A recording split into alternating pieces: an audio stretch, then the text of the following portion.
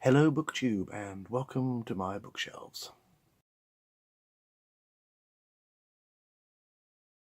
So I am going to be taking part in Thrillerathon.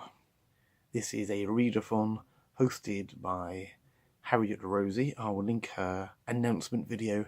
So this Thrillerathon is going to take place in February and it lasts for a whole week, and it goes from February the 17th to February the 24th, and it is a week of reading thrillers.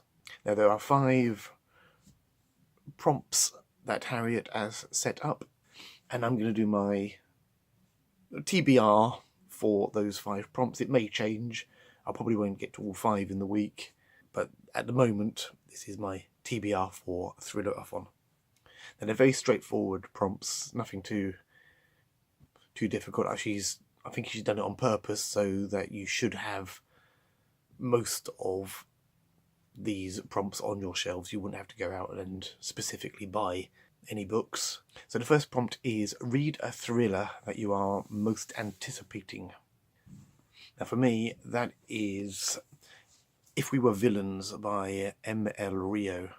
Now this is a book I saw on Booktube, and it immediately went onto my I must read that list. And this follows a group of acting students who are rehearsing for, I believe, a Shakespeare performance, and one of the group dies, and then we follow the rest of the group as they come to terms with and the consequences of their actions or inactions. So really looking forward to reading this one. This sounds perfect for me as an amateur actor myself, and spends a lot of time in rehearsals, so this sounds like a perfect read for me, and yeah, really looking forward to already anticipating reading this one. The next prompt is read a thriller that has been on your TBR for the longest. Now this book has actually been on my shelf for probably a couple of years and I still haven't read it, and that is Shatter the Bones by Stuart McBride. And this is about someone who has been kidnapped after appearing on a talent show, and the parents or family get a ransom demand.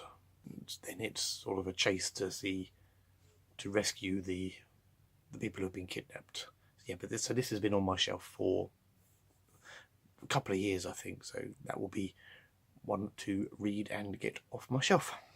The third prompt is read a thriller that has been on your TBR for the shortest. So you may have seen this in my book haul that I did a few days ago, and this is Sirens by Knox.